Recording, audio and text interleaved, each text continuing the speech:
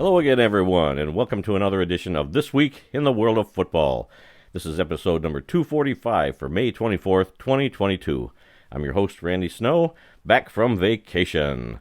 Today we're going to talk about the CFL and will they or won't they play to start the season on time. And we're also going to talk about the XFL signing a big TV deal. In this week's history lesson, we tell the story of Don Dahl, NFL champion and first-hand witness to world history. But I'm not here by myself. Across the table from me, as always, is my son Adam. Well, you say across the table. We have, some last-minute... Yeah, we had to rearrange things. We had to rearrange some things, so we're technically not sitting across from each other. We're at least 6 feet apart. Yep. Because somebody who may have been on vacation has tested positive for COVID. Yes, I did. So, I'm masked up. He's masked up. We are in a room together. Yep. But we are trying to be as far apart as we can and not facing each other. Yeah, we're both vaccinated. Yep. I'm feeling fine. You came down with what you were calling the Florida flu. I called it the Florida flu because I got up this morning. I mean, we got back late Saturday night, and I was fine the last 2 days. But all of a sudden today I wake up, I'm all clogged up. You know, it could be allergies, who knows? But I'm all clogged up. I've got a sore throat, and I got a headache. So those are my symptoms. They're not totally bad, but right. You know, and I didn't even think about COVID until you came home, and you said, well, you better test yourself for COVID. And we've got a couple of home kits that we've never used, and sure enough, I'm positive. Yeah. So yeah, your symptoms seem mild at best. So I've gotten the vaccine. I've got 2 boosters under my belt. My last booster was about 2 months ago.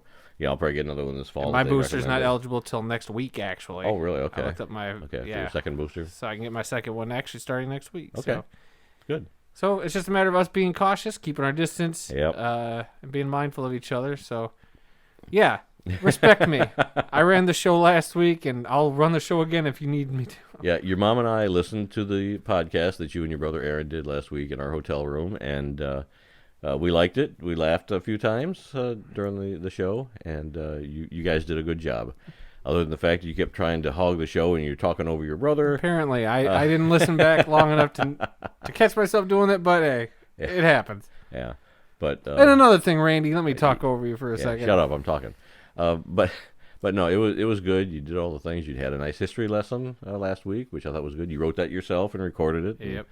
Put the music on. So how was it actually running the whole show? Running the whole show? Not that bad. I mean, other than, putting things together, some of the league scores coming together at the last minute was the hardest part, like you were talking about today. Yep. Not too bad overall. But I do want to be recognized now as the senior member of this podcast, because now I have 245 episodes under my belt to your 244. Well, so one of these days, Aaron and I are going to do one together, and I'm going to let him talk, and then we'll be back to the same number of podcasts. Well, until then, I will be and I want to be recognized as the most senior member of this podcast. Yeah, we'll see what we can do. We come to you each week from the World of Football Man Cave, located right here in the center of the football world, Kalamazoo, Michigan. We're here to promote the game of football in all its many forms, past, present, and future. Our goal is to inform and entertain our listeners with the glorious buffet that is the world of football, while keeping a close eye on the rich history of the game. Thanks for checking out our podcast. We'd love to get your feedback on one of our many platforms: Apple Podcasts, SoundCloud, Stitcher, TuneIn, Spotify, iHeartRadio, and YouTube, where we post the entire audio portion of the show, as well as other selected videos.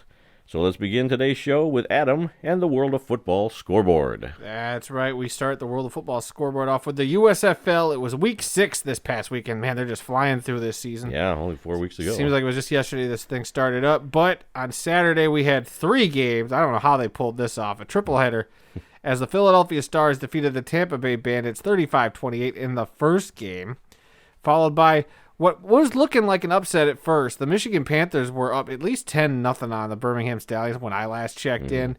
And then it was all Stallions after that, defeating the Michigan Panthers 33-17 to remain undefeated. Those Stallions are a tough one to beat. Yeah, they sure are. Then Saturday we had the New Orleans Breakers defeat the Pittsburgh Maulers 26-16, excuse me. And on Sunday, the New Jersey Generals had a last-second comeback over the Houston Gamblers 26-17. to 25. What a game that ended up being. I don't know if you caught any of that. No, I did not catch any football over the weekend. Saturday, we were coming back from Florida. And it was your birthday Saturday. Happy late birthday, by the Saturday. way. So, yeah, I spent the whole day in the Orlando airport and the Detroit airport trying to get to the Kalamazoo airport. Did you see any celebrities No. waiting around? No. That's what I would have been doing. I would have been looking around. Well, I was looking for UFOs out the windows of the plane, but I never saw anything. Oh, there you go. That could have been nice, too. But, yeah, it was a very long day. I watched no football over the weekend. And Not even on your phone? Man, I would have at least pulled my phone out and tried to catch something. No. Pretty bad reception in an airplane. I was in airplane mode. Oh. Well, let's move on to the standings. In the north side, the New Jersey Generals sit at a 5-1 record. How about that? Yeah. Followed by the Philadelphia Stars at 3-3, and at the bottom of the division, the Michigan Panthers and Pittsburgh Maulers both sit at 1-5. In the South Division, it's the Birmingham Stallions sitting at the top with that perfect 6-0 record, followed by the 4-2 New Orleans Breakers, the 3-3 Tampa Bay Bandits, and the 1-5 Houston Gobblers. All right, we're going to move on. It was week 11 in the Indoor Football League. They had games all over the weekend, 2 Friday night, starting with the Quad City Steamwheelers defeating the Bismarck Bucks in a close one, 47-44. And also in a close one, another field goal difference here. The Green Bay Blizzard came out on top of the Iowa Barnstormers 30-27. Then on Saturday, we had the quintuple header, which That's saw five games in one day. 5 games in one day. The Massachusetts Pirates, the defending champs, defeated the Sioux Falls Storm 43-42. Another close game there. 1 point difference. Yeah. Then the Northern Arizona Wranglers just keep winning. They defeated the Bay Area Panthers 52-27. The Frisco Fighters shocked the Arizona Rattlers 48-45. How about that? Another close game there. Yeah. Very close game, giving the Rattlers only their second loss of the season. Then you had the Duke City Gladiators defeat the Vegas Nighthawks 47-21. And then the Tucson Sugar Skulls got a victory over the San Diego Strike Force in a high-flying affair there, 69-65. Really? That takes us to the standings. In the East, it's the Frisco Fighters with a 7-2 record, followed by the 6-3 Massachusetts Pirates, the 6-4 Quad City Steamwheelers, the 5-3 Iowa Barnstormers, the 4-5 Sioux Falls Storm, the 4-6 Green Bay Blizzard, and rounding out that eastern side, the Bismarck Bucks at 3-7. Now over in the West, things are starting to get tight over there as the 3 Arizona teams still have a hold there at the very tippy top of the West. The Arizona Rattlers and the Northern Arizona Wranglers both have 7-2 records. Yeah.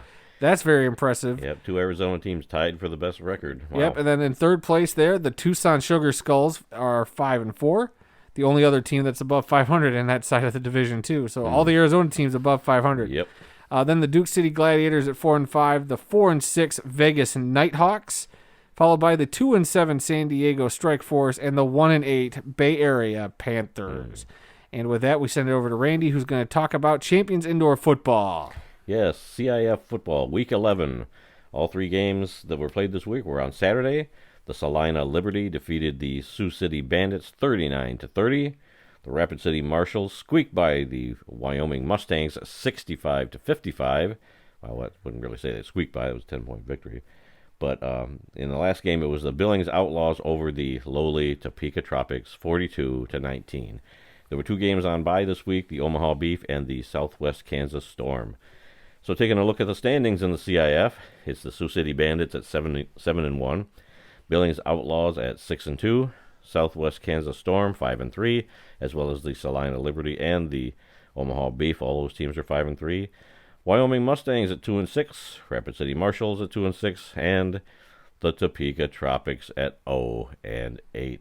Moving on to the National Arena League. This was Week 5 for them. They had a game on Friday. The Carolina Cobras defeated the San Antonio Gunslingers 72-35. And then the next game was supposed to be played on Saturday night, but there was evidently some bad weather, storms, tornadoes. I don't know what was going on, but it was bad weather in Jacksonville, so they postponed the game to Sunday. And so on Sunday, the Albany Empire defeated the Jacksonville Sharks 62-29. And 2 teams were on bye this past week, and that was the Columbus Lions and the Orlando Predators. So looking at the National Arena League standings, it was the Carolina Cobras at 5-0, Albany Empire 3-1, Columbus Lions 2-1, Orlando Predators 1-3, Jacksonville Sharks 1-4, and the San Antonio Gunslingers at 0-3. And that is it for this week's World of Football scoreboard. Well, just fly right through them this week. Yep.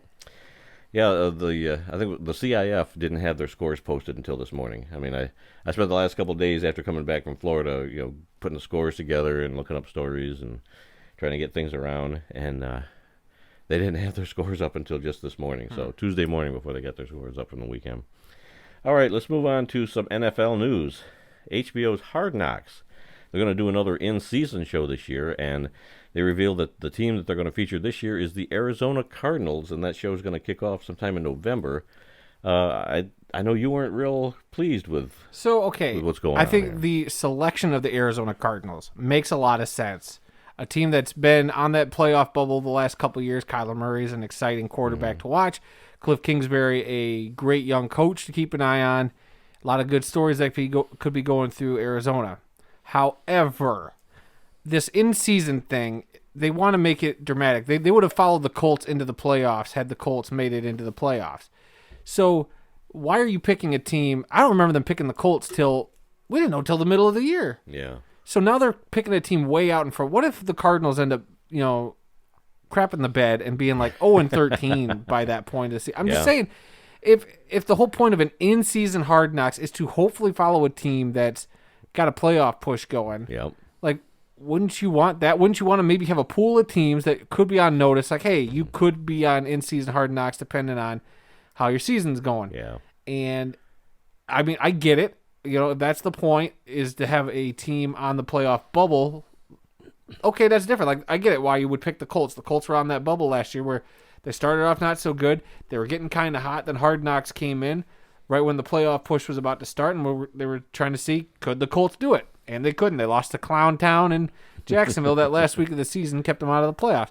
But it bothers me a little bit that they couldn't wait at least till the end. If we would have known in the middle of the season, or whenever they announced at that same time, when the Colts were announced that they do it this year for the Cardinals, would have been different. I think I would have been like, oh, that makes sense. The Cardinals are maybe sitting at 500, or maybe they're above, maybe they're at the top of the NFC West or something. You're like, okay, this makes a lot of sense. Right now, I don't think it makes a lot of sense. I get it on paper, but yeah. I wonder if it's got something to do with the fact that the Super Bowl is going to be in Arizona this year, and that's why they picked the Cardinals. Maybe they're maybe already going to be there. Maybe not. I don't know. I just happen to think of that. Do they think the Cardinals are going to be the third straight team to go to a Super Bowl and host a Super Bowl? I don't know. So, but we tried to watch Hard Knocks in season last year, and we watched one episode. I couldn't get through that first episode. That was tough. It was terrible. There was no drama because all they did was review everything that had happened up to that point, and the next week it was going to be every week. Because the problem was, and I hope they figure out how to tweak it and maybe improve on it. That's why I'll give it another shot. Is that we already knew the results. Right. We knew where the Colts were sitting every week at that point. Like, where's the drama at? Yeah. Like, you live the drama every Sunday. Yeah. So that's what I think is going to make the Hard Knocks in season a little more difficult to follow. But we'll see. Maybe I trust HBO enough to try something different. And the maybe preseason Hard Knocks is really good. Usually, I thought the Dallas Cowboys was a letdown one. Some have been better than others. But I think a lot of people are excited about seeing the Lions and Dan Campbell. But we're not making it about the Lions right now. I'm just saying in terms of an in-season, it's just a lot harder to pull off. And just in terms of the stakes are already there in the NFL week in, week out. What's this show going to add on top of it? And especially when it's like a week late to we're going to watch that game from last week that where you already know the results and how that affects their season. Wow, okay. Yeah, I don't know. I probably not. I'm not even gonna watch it. I'll at least watch the first one to see if it hooks me this time. Because that Colts one did not hook me. No, that was awful. All right, moving on to another story.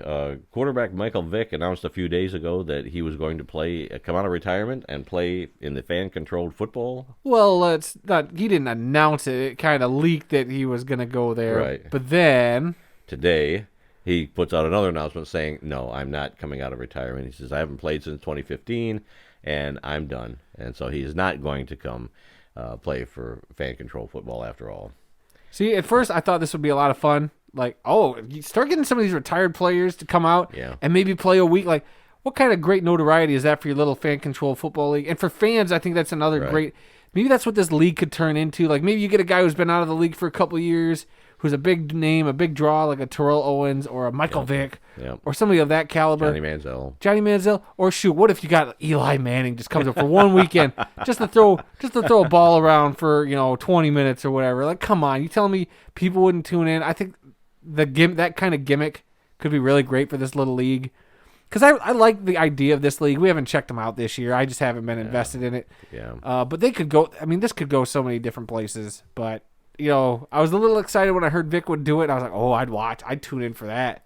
But I don't know. I get why he wouldn't do it. I watched the Fan Control Football with you last year, and I don't think I'm going to be watching it anymore.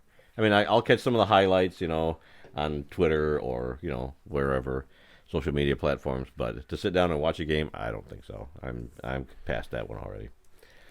All right, in a bit of sad news, they announced today the toxicology reports came back on Dwayne Haskins, and they said he was 3 times over the legal limit of alcohol when he ran out of gas on the side of the road and took off walking down the highway and wound up trying to cross the highway and getting hit by a dump truck. Yeah, there's a little more to the story. We won't go into it because, I mean, it's already out there. We're sure everybody's already kind of gone over it. We don't really feel like I don't know. It's a weird thing to talk about. I don't really have an opinion on the situation. It's a real still tragedy, sad. But it's a tragedy. But the bottom line is, yes, he was well over the legal limit alcohol wise, and that they mentioned a couple other drugs. They named them, but it was like a prescription thing that I never heard of. So and I know the family put out a statement too. So I mean, it's still sad. I mean, regardless of how he ended up in that position.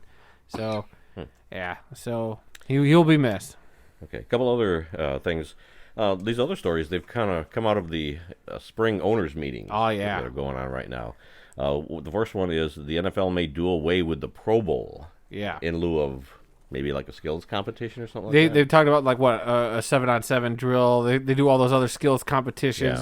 So maybe in lieu of actual game, they just highlight in prime time some more like watch the quarterback, drills, or watch the wide receivers make awesome catches, and which I think I haven't really been able to pay attention to a whole lot of those during the week.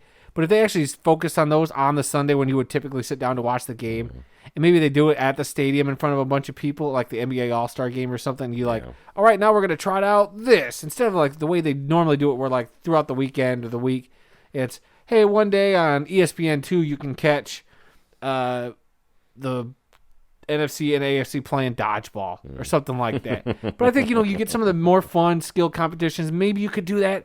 I personally don't know. The Pro Bowl still gets ratings.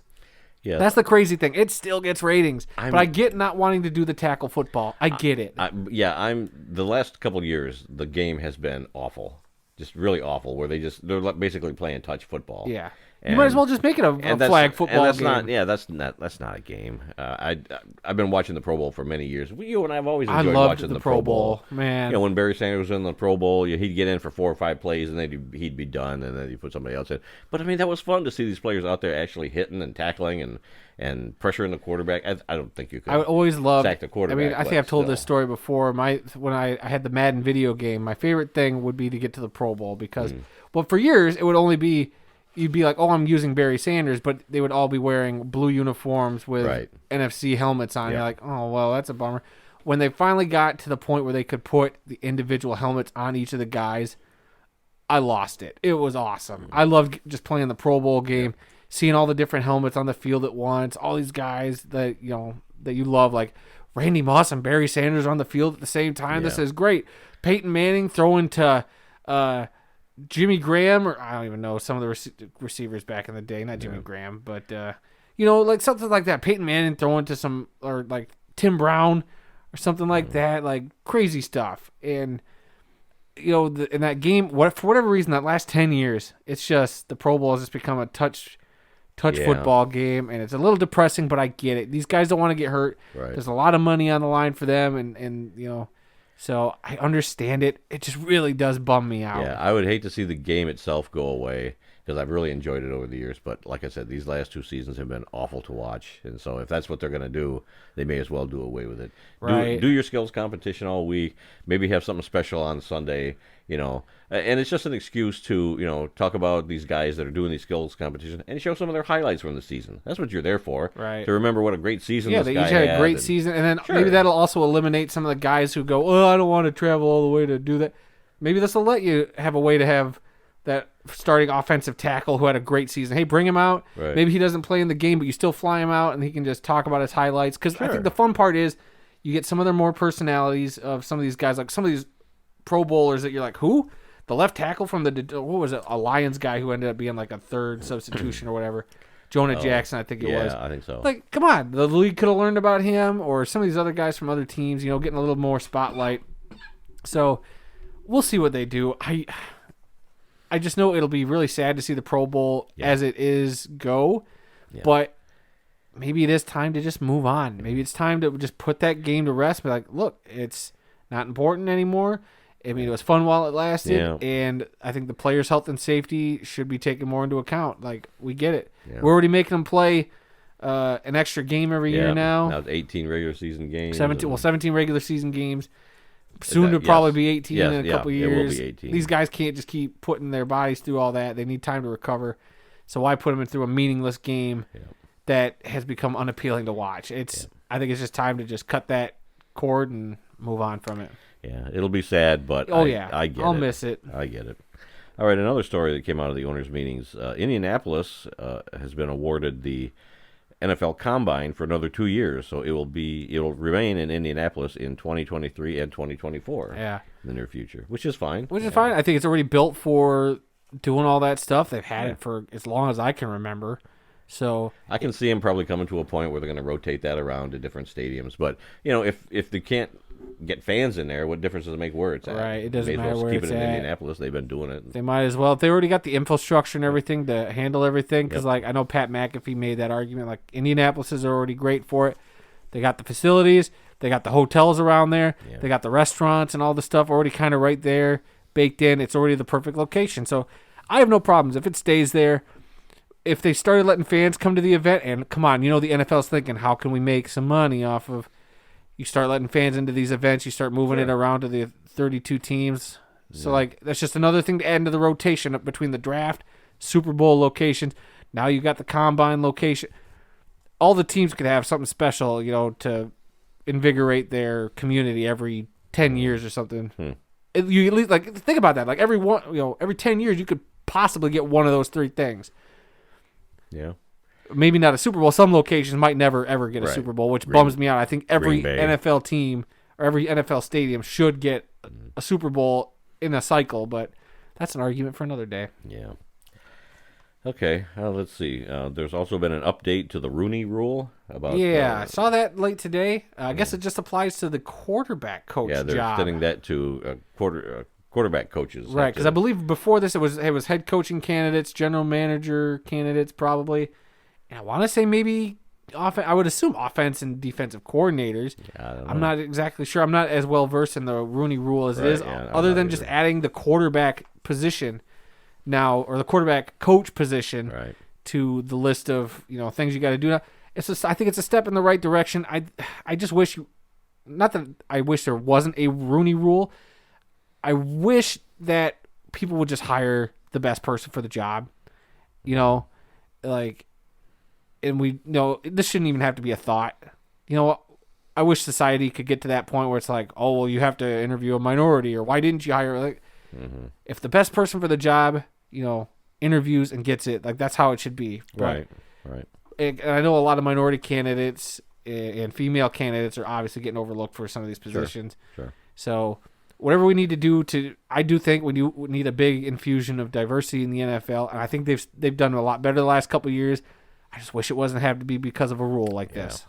It should just naturally be like seeing the Lions have some of these former players put on their staff now. Like, look at Deuce Staley, Antoine Randall, Mark Brunell.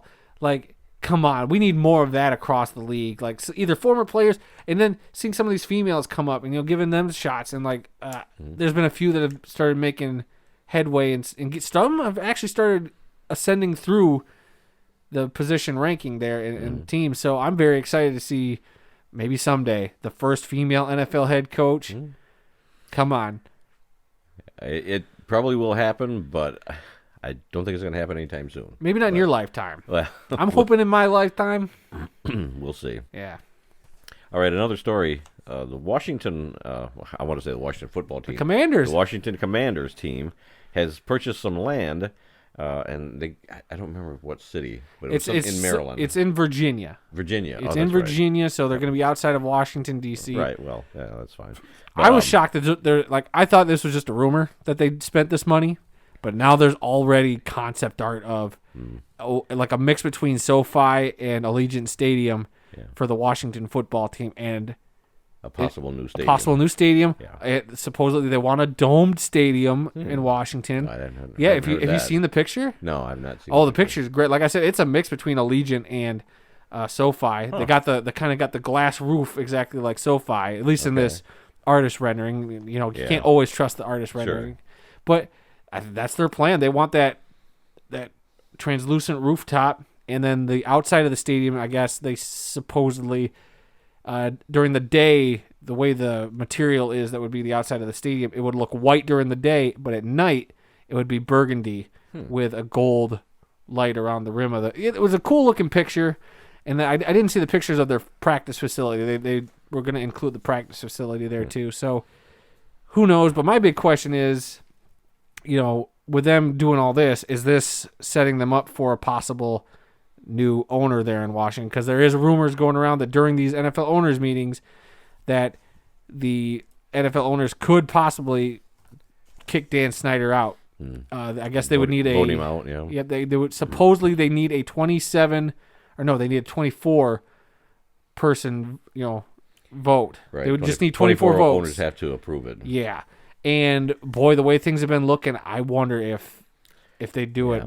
Because now if they purchase this land and they're setting it up for a new stadium, you getting that owner out, I think that would make it ripe for a purchase. This would be a good time. It would probably be the most money anybody will spend on purchasing an NFL franchise. I think it'll be nuts if it gets to that point. But we'll see. Something new every day with that Washington Commanders team. Good Lord. Yeah. And would they even be the Commanders if a new person bought them? They might not even be the Commanders after that. I don't know. It took them 2 years to come up with that name, and who knows? All right. I'm just saying, now the possibilities are endless, what could be happening. So we'll see. We're going to have to keep an ear on the ground for that. Yeah, things are happening so fast this week just because of the owners' meeting. Oh, you're getting stuff coming out. Half of the things I didn't even have in the rundown. I've got like 5 things scribbled on a piece of paper because I didn't know about them until you came home. Between that and then also, they're talking about, we won't get into it, but they're having meetings with Deshaun Watson about what to do with him and a possible suspension for Deshaun Watson. Yeah. Boy, oh boy. It's just, the NFL season never stops. Yeah. There's always something going on. It might be quiet for like a week and then it just all picks back up. Yeah. Well, let's leave the NFL and let's go north of the border and talk about some CFL news. Do we have to? This is a little depressing. Well, just a few days ago, the player union reps and the league came to an agreement on a tentative agreement for a 7-year labor agreement that would stop. A few teams stopped practices a week ago because it ran out. That's where when we were doing the news last week, I was confused because like I mentioned. I found an article said 7 of the 9 teams stopped practicing. Right. The other 2 would probably follow soon after. Right. Then here we are. I saw they had a tentative agreement, but the teams were back practicing, and now all of a sudden the players voted it down. So now I don't know what's happening. I don't know what's going to happen in the next day. I've seen some people tweeting about it. I would say not people in the know per se, but like maybe some journalists from Canada or that are CFL fans at least, and they are kind of nervous about where things are right now. Could this be the end of the CFL? No, I don't think so. The players' union, the players themselves, they voted down the agreement after they came to this agreement. So this was just like last night, I think, or maybe earlier this morning, that the players rejected this agreement. Last night, and I think there's already a new proposal out there to them. So stay tuned for that. Yeah. I don't know what's going to happen here. Hopefully they can get things squared away. I think the players didn't like some of the things that the new agreement said. There's something about changing the ratio of Americans. Yeah, I think that was a big sticking point. Yeah, so whatever. It's the Canadian League. They should be able to handle it however they want, and so I'm backing them. I really want them to get an agreement done so that they can get going and play a full season. So we'll just have to see. This is their first labor stoppage since about 1974, I believe. And the regular season is set to begin on June 9th, which is just over 2 weeks from now. Right, yeah, preseason games were supposed to start up this weekend, so crazy. Hopefully they'll get things squared away Right. rather quickly. And then you don't have this on the rundown, but I want to mention, because you know me and my uniform admiration. The Edmonton Elks coming out with some new uniforms. Yep, Not a big change, but I like the tweaks they made to kind of change that Edmonton look into the Elk look a little bit. And they're wearing the double E helmets. They came back with that double E, which I appreciate. I get it now. Yeah, I don't think they wanted to wear those last year because everybody would have said, "Oh, it's the Eskimos," because they look exactly the same. So they had to at least change the helmet for 1 year. They put the antlers on the helmet. I'm sure they'll have a couple. Edmonton's had a few different styles of helmet. You know, they had like the big EE. Right. And then they had like the little one with the E's and and then a circle. green helmet with yellow lettering as opposed to the yellow helmet with the green lettering. They've always had a classic look, but so I understand why they got away from the look last year, at least in the helmet. Right. They kept the same colors and everything on the uniforms and the team, but yeah, just minor tweaks that kind of incorporated some antlers looking like a football. Yeah, they got the antlers on the shoulder. Which is cool. So I'm all about it. I'm all about what the Elks are doing over there, and I'm digging it. So I'm probably still going to be calling them the you might for the rest of your life. I'm already calling them the Elks. I like the name. I need to still get me an Elks hoodie or something. I've been wanting to get some Elk stuff. Okay, let's see. Moving on to the XFL. The XFL has come to a multi-year agreement with the Walt Disney Company and ESPN to have exclusive broadcasting rights for all of their 2023 through 2027 games. They're really sure they're going to be around that long, I guess. But each season, 43 games will be aired and streamed across ABC, ESPN, and FX. So that's pretty major accomplishment to get a big contract like that. I think, that's the start. I mean, I think right now, and I'm going to say this every year, until the NFL comes out with their own independent minor league, this is what it's going to be. These networks are going to bid on spring football. Yep. Whether or not these leagues last or not will be a different question, but if they got the backing of these networks, right, it does make you wonder, could these leagues could the USFL last? Maybe. Could the XFL last with these, broadcasters? Maybe. We'll have to find out. I think what The Rock is doing, they're doing everything right over there.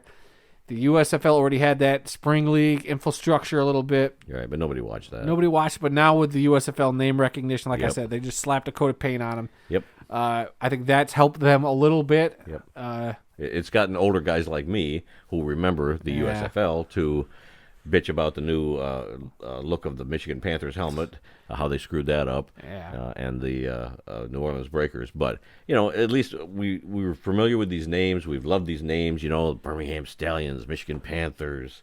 Could the XFL be relying on something like that? Because it was, I think for those 5 weeks we had them last year for XFL 2.0, I think people were into it. Yeah. I think people were actually digging this new XFL. Well, because the football was good. The football was good. Yeah. And I think, they finally got some good, I think hitting it up in some cities that already had teams or didn't have an NFL team anymore was great. Right. And maybe with this new XFL 3.0, I guess we'll call it for now, maybe they'll come back with some familiar team names, either from the original XFL or from XFL 2.0 might come back. What do you think? Well, I did see something yesterday or day before that the St. Louis Battlehawks could be coming back as a team. Transition unlocked. Way to go, Randy. We nailed it. They're supposed to make an announcement June 1st, and since I saw that announcement, I think I saw another announcement that said they were going to announce all of the teams on June 1st.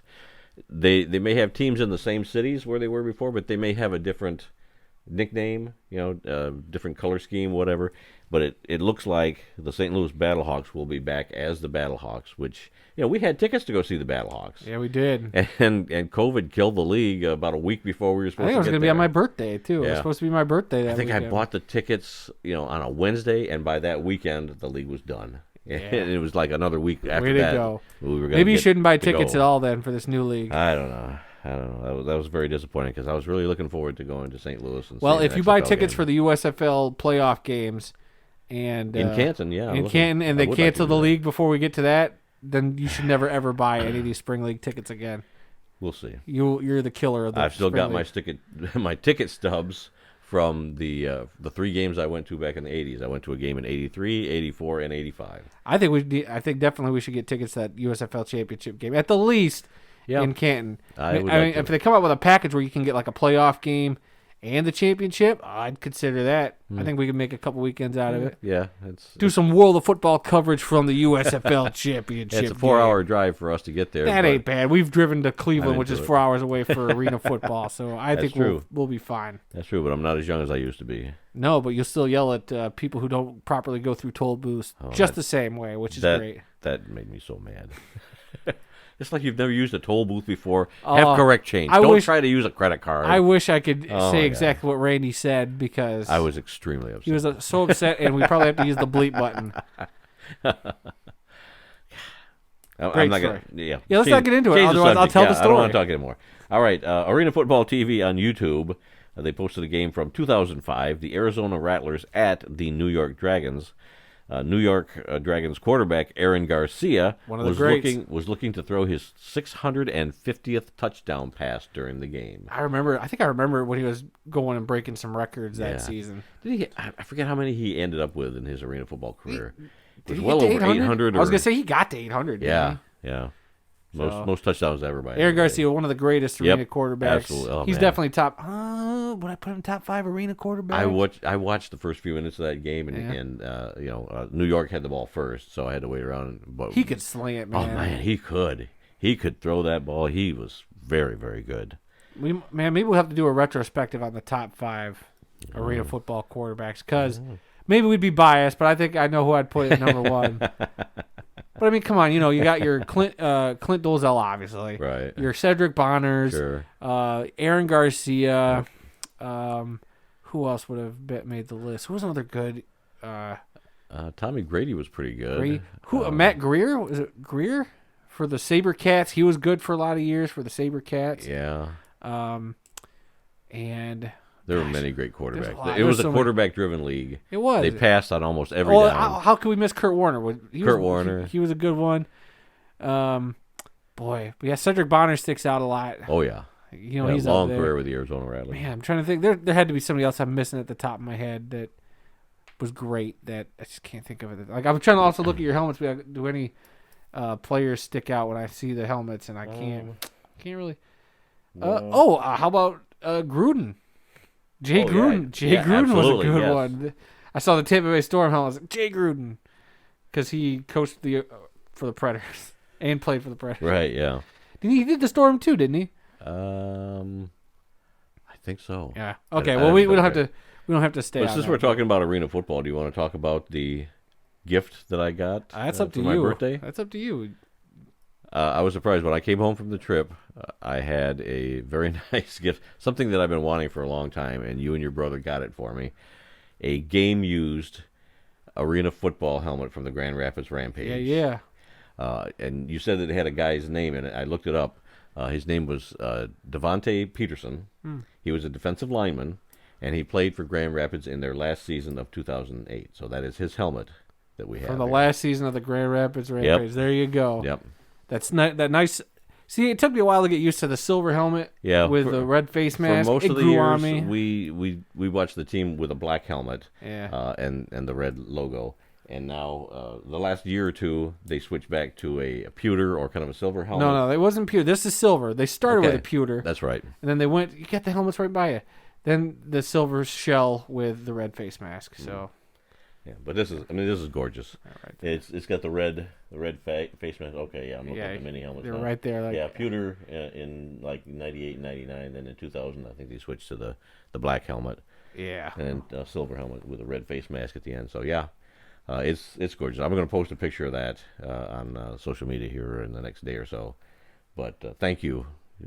Thank you, Adam and Aaron, for doing that. Well, don't just thank me. It's because I saw it on Twitter. Because our World of Football was interacting with the Helmet Archaeologist on Twitter. So shout out to him. At Helmet Archaeology, or trying to think his exact Twitter handle is Helmet Arch.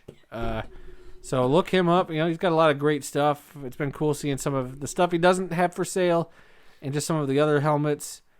Yeah, he posted a picture of this Rampage helmet, which I guess is the one you wound up buying. Yeah. And he had the Detroit Fury, and then he had a couple of other teams from Michigan in different leagues, the Great Lakes Indoor Football League, the Continental Indoor League. I'll see, like teams from Port Huron, Michigan. Yeah, like yesterday he posted this great Vanderbilt Commodores helmet, which is I'll show you. The back has got like a kind of an anchor on there. Anchor and chain. Yeah, anchor and chain on the back, but it's a Vanderbilt star with the V, the chain going up the helmet. That's pretty cool. He says that's for sale. Yeah, DM him, ask him the price if you guys are in it. Like I can't thank the guy enough. He was really quick and easy about getting it shipped too. I think I messaged him on a Thursday or Friday. Got the package on a Monday. So, yeah. So it's gorgeous.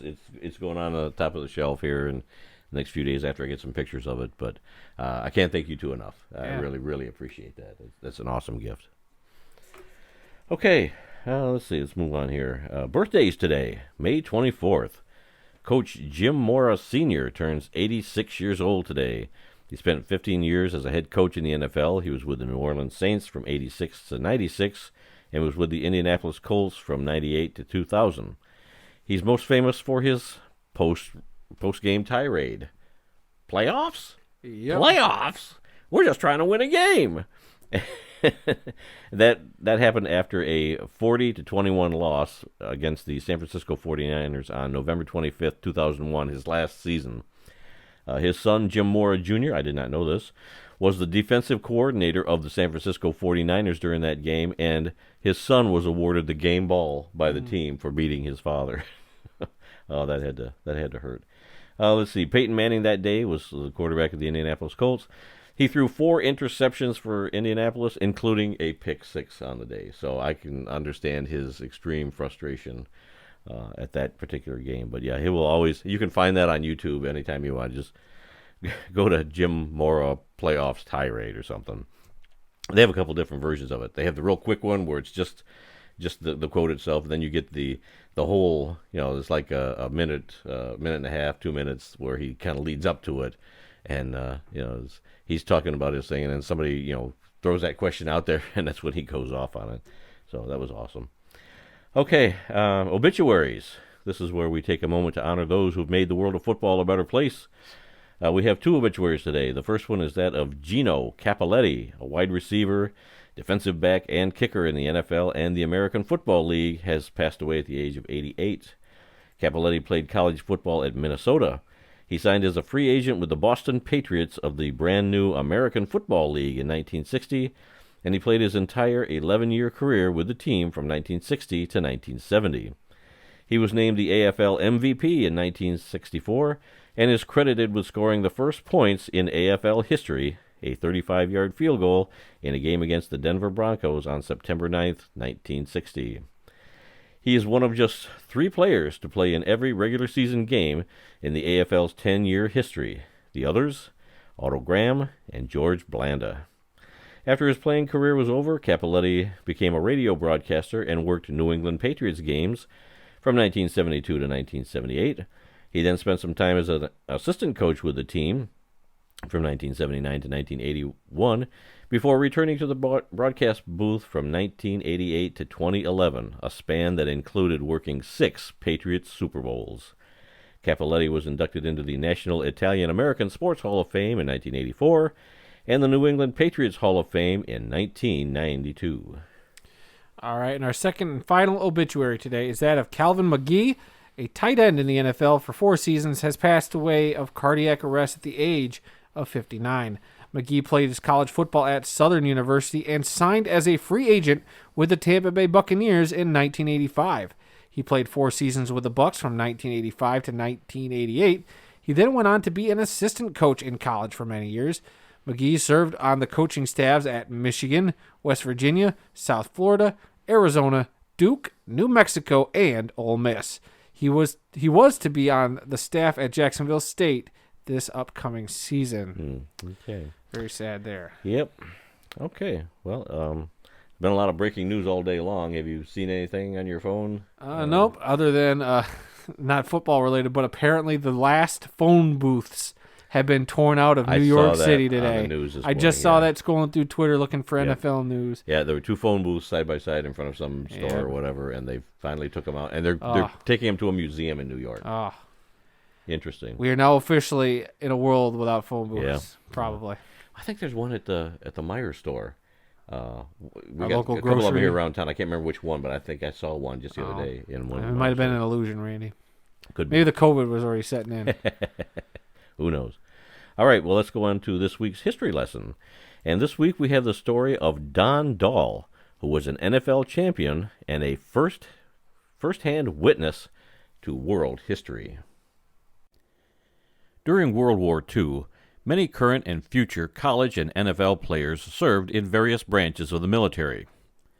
Some fought in major campaigns during the war, while others spent their military time in obscurity. But one player was actually present at the official end of the war. Don Dahl was a running back in college at USC. He led the Trojans in rushing in 1944 and also helped the team to a 25-0 shutout win over the University of Tennessee in the Rose Bowl played on January 1, 1945. However, he missed the 1945 season while he served in the Marine Corps. He served aboard the battleship USS Missouri in the South Pacific. After the United States dropped the atomic bombs on Hiroshima and Nagasaki in August of 1945, Japan surrendered. The official surrender ceremony was held on board the USS Missouri on September 2, 1945, in Tokyo Bay, officially ending World War II. An armada of over 300 Allied ships were on hand for the event. Japanese Foreign Minister Mamoru Shigemitsu led an 11-member delegation on board the ship at 8:56 a.m. local time. He wore a black top hat to the ceremony, which lasted just 23 minutes. President Harry Truman assigned General Douglas MacArthur to lead the delegation that represented 9 Allied nations at the ceremony. Many of the Marines and sailors assigned to the ship were on the deck to witness the signing ceremony, including Don Dahl. After the war, Dahl returned to USC in time for the 1946 season and once again led the team in rushing in 1947 and 1948. He was selected in the 9th round of the 1948 NFL Draft by the Detroit Lions. He played defensive back for the Lions from 1949 to 1952 and won an NFL championship with the Lions in 1952. He spent the last 2 years of his playing career with the Washington Redskins in 1953 and the Los Angeles Rams in 1954. Dahl then went into coaching at the collegiate level. From 1957 to 1962, he was an assistant coach at USC and at Notre Dame. He then moved to the NFL, where he was an assistant coach from 1963 to 1988 with the Detroit Lions, Los Angeles Rams, Washington Redskins, Green Bay Packers, Baltimore Colts, and Miami Dolphins. Dahl passed away on September 22, 2010, at the age of 84. Football players in military service have gone hand in hand for many years, but only one was present at the ceremony that ended World War II, and his name was Don Dahl, NFL player, coach, and 1952 NFL champion. It's always my favorite thing when football intersects with real life history. Yeah. Well, for many years I've always said that there's a big military and football connection. And we've had many stories about people who served in the military, went on to play football, or vice versa. Right. People that, as in Don Dahl's case, left college, served in the war ends, he comes back, plays college, drafted in the NFL, and had a pretty decent career, won an NFL title. So there are tons of stories like that. We've talked about many, and I'm sure there's many more out there. Yeah. You just got to dig them up and play them on the show. Yep. I will try and do that. All right. Upcoming events. Thursday, June 9th, crossing our fingers, the CFL And regular season wood. begins. Yeah, knock on wood.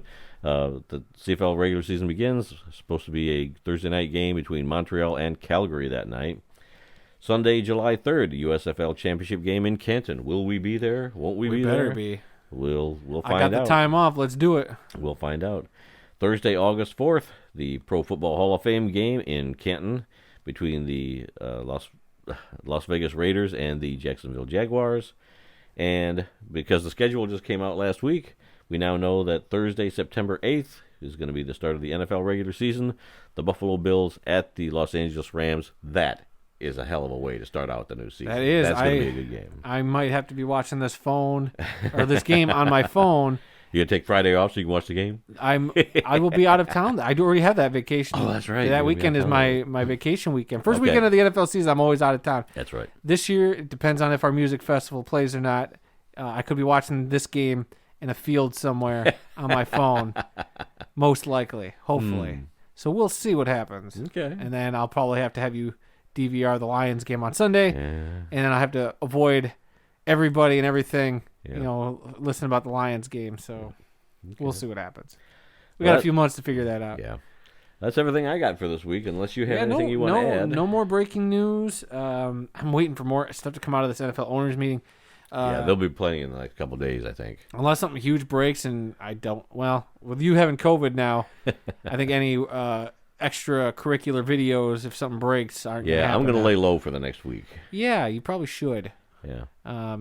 I mean, we hesitated on even doing this show, but we kind of agreed if we kept our distance, if we both wore masks, and you're going to wipe down everything in here when we're done. So we're playing it safe. Like, I'm symptom free. Right. I didn't test. I already talked to work saying, well, I think I kind of ran into somebody who got it.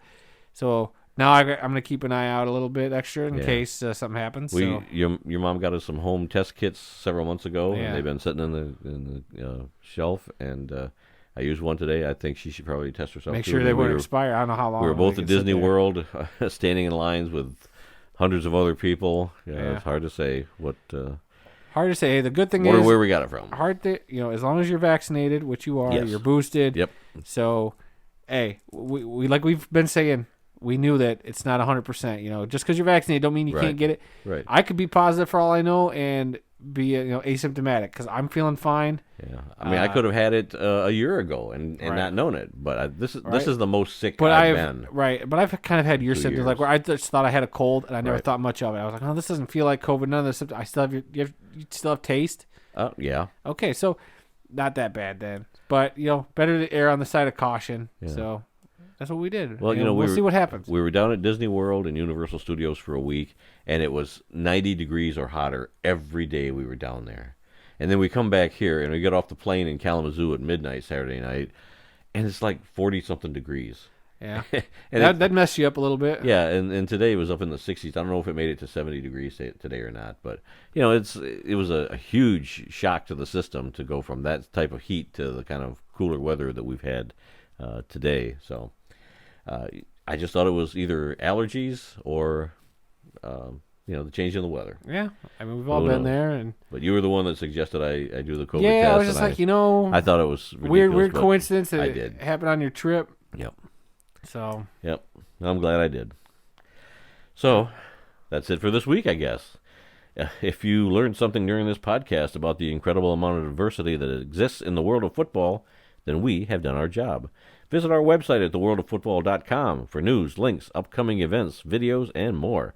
Our email address is info@theworldoffootball.com. You can like The World of Football on Facebook at TWOF Kalamazoo. You can follow us on Twitter. The address is at TWOF Kalamazoo there as well. New episodes of this podcast are posted every Tuesday and are available on SoundCloud, Apple Podcasts, Stitcher, TuneIn, Spotify, iHeartRadio, and YouTube. Our YouTube channel, you can find us by searching The World of Football Kalamazoo. Please subscribe, rate, review. Let us know what you think over there. We posted a fun video last week on top of the normal podcast audio. I said I'd do it. Yep. We put up the video of me and Aaron broadcasting a Lions game from 1999. 1999 at the Lions training camp. Yep, doing a 1998 Lions game, the Steelers and Lions Thanksgiving game. Yeah, the famous coin toss where the ref thought he called heads and he yelled tails. Like I said, the transfer, I think I wrote it in the description, but the transfer got half cut off. Yeah.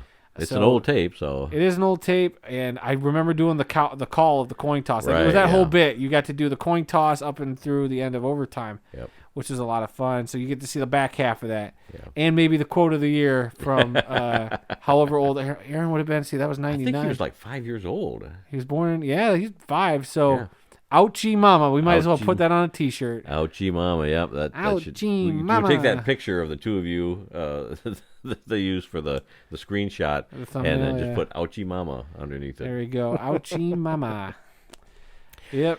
Okay, and remember, folks, some people may love football more than we do, but nobody, and I mean nobody, loves more football than we do. Until next time, I'm Randy Snow. And hopefully we will be COVID-free next week. Knock on, or you will be COVID-free by next week. Yeah, I hope so. And hopefully I don't even get it. Yeah. So. Yep. And we'll see you all next week.